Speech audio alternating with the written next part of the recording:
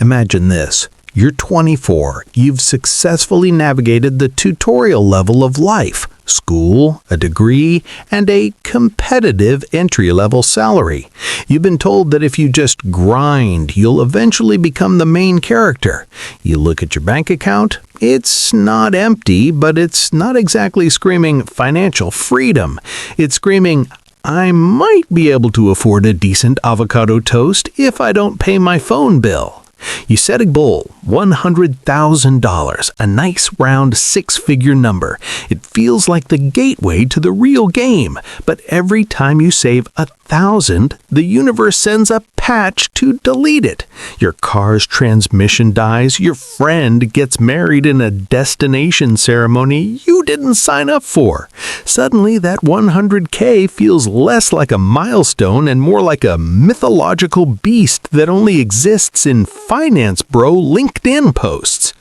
Why is the first $100,000 so hard?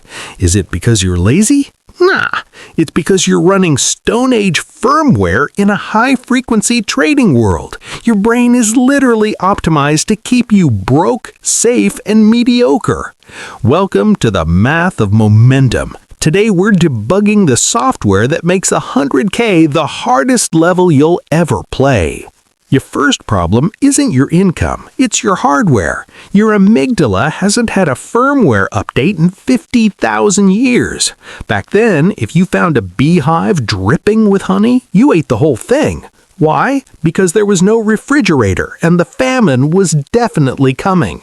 In 2026, that instinct has been hijacked by a bug called hyperbolic discounting. Your brain treats future you like a total stranger. It sees a $12 burrito today as a real, tangible dopamine hit. It sees $100,000 30 years from now as a fictive loop, a story about a person who doesn't even exist yet. You promise yourself you'll start investing when you make more money. That's the retirement delay glitch. You think you're waiting for the right time, but mathematically, there is no right time. There's only compounding time, and you're burning it to stay comfortable today. Your brain would rather trade gold for gum every single time because the gum is here now and the gold is later. Let's look at the software of the system. You work a hard month. You flip the burgers, you write the code, you sell the insurance, you get an email. You've been paid $5,000. You check your account, $3,600. Where did the rest go? Welcome to the modern ritual of taxes. You're paying for roads you don't drive on, and missiles sent to places you can't find on a map. Then you take that remaining $3,600 and hand it to a bank. You think it's sitting in a vault being guarded by a dragon? Nah. That money is already gone. The bank is just a matchmaker for financial transactions. They took 90% of your deposit and gave it to a guy who wanted a jet ski. That's fractional reserve banking. You are the supply of money, and the bank is making a higher interest rate on your labor than they are giving you in return. You're not a customer. You're an unpaid employee providing liquidity for their casino behavior. Here is the mathematical tragedy. From $0 to $100,000, your money does exactly zero work for you. When you have $1,000 in a high-yield savings account, it might earn you $4 a month. That's not a passive income worker. That's a rounding error. At this stage, every single dollar added to the pile has to come from direct power. Your muscles, your presence, your voice. You're trading your most limited asset, time, for pieces of cotton and ink that lose 3% of their value every year to the inflation erosion bug. If you have $10,000 in cash, after 1 year, inflation has eaten $300 of it while you were sleeping. You didn't even spend a cent, but you're poorer. This is why 0 to 100K is a slog. You're fighting the system's structural power that redistributes wealth upward while your own momentum engine is still in the shop. You're trying to build a fire with damp wood while the government is hosing you down with Social Security taxes that they promise they'll pay back when you're 70. Good luck with that. Now let's talk about the virus that kills 99% of average Joes before they hit the milestone: lifestyle creep. Imagine this. You finally get the promotion. An extra $1,000 a month hits your bank account. For 5 seconds, you feel like the main character. Then, your social comparison software kicks in. You see your coworkers' new watch. You see your neighbor's remodeled kitchen. Suddenly, your perfectly fine apartment feels small. Your 2018 Honda feels dangerous. You trade up. You buy the premium subscription to life. You sign up for a 7-year prison sentence called a car loan. The salesman tells you he can lower your monthly payment by stretching the loan. Nah, he's just rolling your old debt into a new coffin. This is the house whore glitch. You buy the maximum house the bank approves. You own the address, but the address owns you. You're working 60 hours a week just to keep the lights on in a success monument you can't afford to leave. You've closed the gap between earning and spending, and freedom only exists in that gap. You're now comfortable being broke at a higher salary. Why is $100,000 the magic number? Because it's the point where the cheat code of compound interest finally becomes a playable character.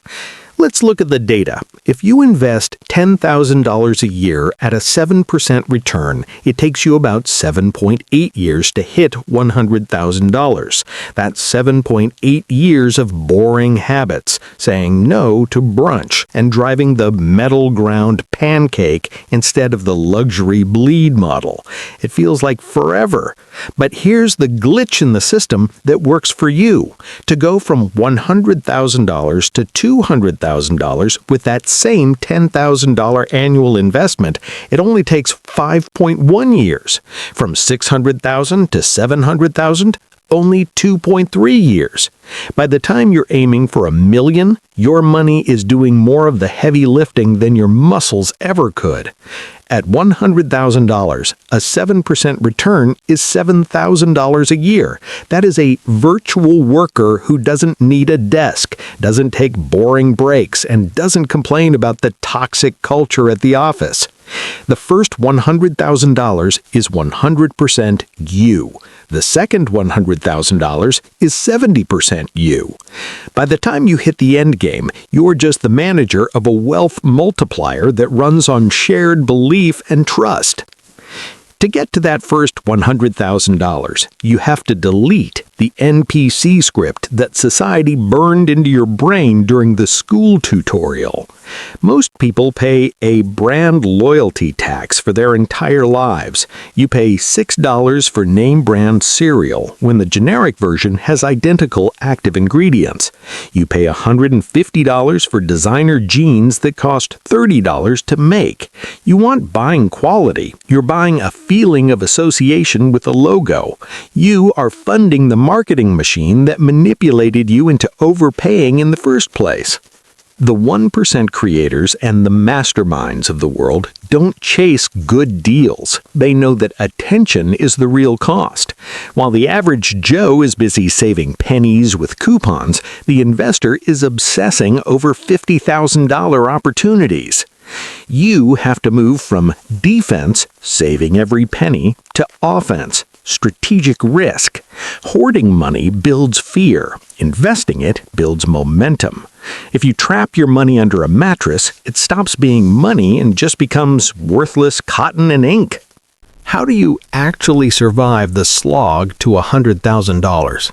You have to reprogram your brain to crave hard work. The world is built as a slot machine in your pocket.